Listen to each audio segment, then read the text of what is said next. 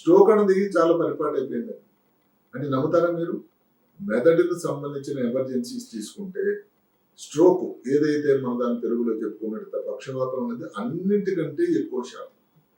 భారతదేశంలో 1,00,000 జనాభాకి 318 మందికి స్ట్రోక్ వస్తుందండి. ఇది అతిశయోక్తిగానే కాదు. ప్రతి సంవత్సరం ప్రపంచంలో దగ్గర 100 మిలియన్కి స్ట్రోక్ వస్తుంది. అలాంటి స్ట్రోక్ వచ్చే ముందు లక్షణాలు ఏమన్నా మనం చెప్పగలం ఉన్నాయి. అది చాలా సింపుల్ కూడా. ఇంటి దగ్గరే ఎవరైనా అబ్జర్వ్ చేయొచ్చు. దానికి డాక్టర్ దగ్గరికి వెళ్ళక ముందే ఒక అనుమానం వచ్చింది, ఏమన్నా స్ట్రోక్ కాదు కదా అని చేసినట్టయితే మీరు ఆ వ్యక్తి తాలూకా ఇబ్బందుల నుంచి బాధ నుంచి బయట చేసినట్టు అవుతుంది. ఏమిటవి? ఫాస్ట్ అని, బీ ఫాస్ట్. దాని గురించి 2-3 వివరాలు నేను చెప్తాను.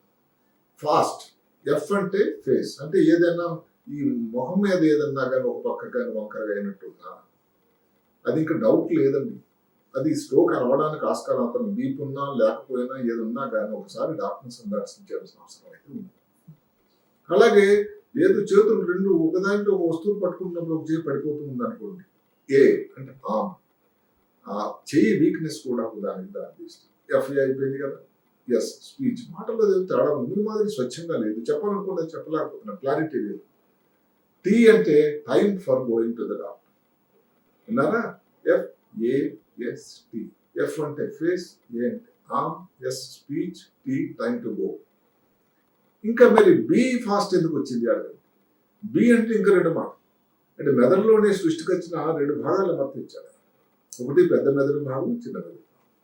పెద్ద మెదడుకు వెళ్ళే రక్త ప్రసరణ వేరు, చిన్న మెదడుకు వెళ్ళే రక్తనాళాలు వేరు.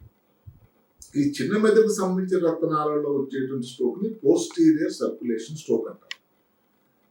ఈ పోస్టీరియర్ సర్క్యులేషన్ సంబంధించినటువంటి స్ట్రోక్ ఈ లక్షణాలు వేరేగా ఉన్నాయి.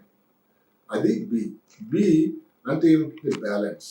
అంటే ఏదైనా నడుస్తుంటే పడిపోవడం, ఏదో మద్యం సేవించడం నడవడం, ఇలాంటి సడన్ జరిగింది.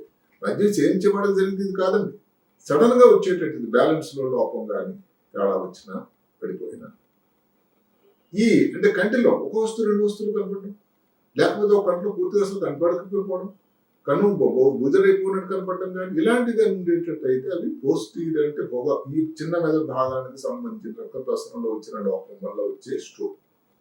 Be fast. ఇంకో మాట ఉంది, బీ ఫాస్ట్ 2 కలిపితే ఏదైతే చిన్న మెదడుకు సంబంధించిన స్ట్రోక్, ఏదైతే పోస్టీరియర్ సర్క్యులేషన్ స్ట్రోక్ ఉండేటువంటి 14% స్ట్రోక్లు మిస్ కాకుండా ఉండడానికి ఆస్కారం ఉంటుంది. ఇప్పుడు అందుకని ప్రపంచం అంతటా కూడా ఫాస్టే కాకుండా బీ ఫాస్ట్, వినడానికి బాగా ఉంది, తొందరగా వెళ్ళండి అని బీ ఫాస్ట్ చేసినట్టయితే ఈ లక్షణాలుగా నుండి డాక్టర్ దగ్గరికి వెళ్తే మీరు ఇందాక ఆ గోల్డెన్ పీరియడ్ లో వెళ్ళేటట్టు. గోల్డెన్ పీరియడ్ అంతా కొంచెం మారుతూ ఉంది, దాని తాలూకా తాత్పర్యం. పాతకాలంలో అయితే 4 గంటల లోపల కానీ వెళ్తే దాన్ని వైద్యం చేసేటటువంటి అయితే మంచి ఫలితాలు ఉంటాయని చెప్పేవారు. ఇప్పుడు దాన్ని కాస్త 6 గంటల వరకు మార్చారు. అసలు కొన్ని సందర్భాల్లో 1 రోజు వరకు మార్చారు. ఒక మాట చెప్తాను దాని గురించి. ఇప్పుడు స్ట్రోక్ తీసుకున్నట్టయితే ఒక శరీరంలో ఒక భాగం కాలు చెయ్య పని చేయకపోవడానికి స్థూలంగా అంటాం స్ట్రోక్ అని. మాటలో కూడా తేడా వచ్చే అవకాశం కూడా ఉంది. అది మెదడులో ఎడపక్క భాగంలో కానీ ఏదన్నా కానీ స్ట్రోక్ వస్తుంది. ఇప్పుడు స్ట్రోక్లో 2 రకాలు ఉన్నాయి, ischemic stroke, hemorrhagic stroke. Ischemia అంటే మెదడులో రక్తనాళాల్లో రక్త ప్రసరణ ప్రవాహం నెమ్మదైపోవడం, అసలు వెళ్ళకపోవడం, దానిని ఇస్కీమియా అంటారు. హెమరేజిక్ స్ట్రోక్ అంటే ఏమిటి? రక్తనాళాలు పగిలిపోయి మెదడు లోపల రక్తస్రావం జరగడాన్ని హెమరేజిక్ స్ట్రోక్ అంటారు. గమనించాల్సింది ఏమిటి? ఇస్కీమిక్ స్ట్రోక్ శాతం 90 అయితే 10% హెమరేజిక్ స్ట్రోక్ అండి. అందుకని ఎక్కువ శాతం ఏమిటి? డాక్టర్ గారి దగ్గరికి వెళ్ళగానే ఫస్ట్ సిటీ స్కాన్ కానీ ఎంఆర్ఐ కానీ చేసి దాంట్లో ఇస్కీమిక్ స్ట్రోకా హెమరేజిక్ స్ట్రోకా నిర్ధారణ చేయాలి. వైద్య విధానం దాన్ని బట్టి మారుతూ ఉంటుంది. ఇస్కీమిక్ స్ట్రోక్ అనుకోండి, ఆ రక్త ప్రసరణ పెరగడానికి వచ్చే మందులు ఇవ్వడం జరుగుతూ ఉంటుంది. హెమరేజిక్ స్ట్రోక్ ఉంది, అసలు ఎట్టి పరిస్థితులు అడ్డమందులు ఇవ్వకూడదు. రక్తం తాలూకు ప్రవాహం జరిగిన తర్వాత రక్తం మీద మెదడు మీద వచ్చేటువంటి వాపు ఒకటి తగ్గడానికి ఇచ్చే మందులు ఉంటాయి. సో అదే నిర్ధారణ జరగాలి. ఇందాక నేను ఒక మాట చెప్పాను, ఏదైతే సోకాల్ గోల్డెన్ పీరియడ్ 24 గంటలు ఎప్పుడు ఏదైతే ఇస్కీమిక్ స్ట్రోక్ లో చిన్న రక్తనాళాల్లోనూ పెద్ద రక్తనాళాల్లో కూడా వచ్చేదాన్ని స్ట్రోక్ అంటారు. పెద్ద రక్తనాళాల్లో వచ్చేదాన్ని లార్జ్ వెసల్ అక్లూషన్. ఏదో పక్క బోర్లో ఎక్కడో జరిగింది అనుకోండి, అక్కడ ఎంఆర్ఐ చేయగా పెద్ద రక్తనాళాలు ఏవైతే ఉన్నాయో మెదడు లోపలికి వెళ్ళేది, దాంట్లో కానీ స్ట్రోక్ వస్తే 24 గంటల సమయంలో కూడా మెకానికల్ థ్రాంబెక్టమీ చేయొచ్చు అన్నది ఇప్పుడు శాస్త్రం.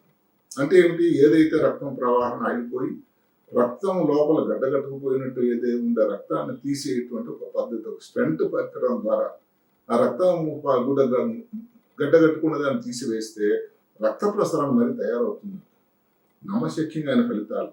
ఇది 2015లో భారతదేశంలో మొట్టమొదటిసారి ఇది జరిగింది చెన్నై నగరంలో.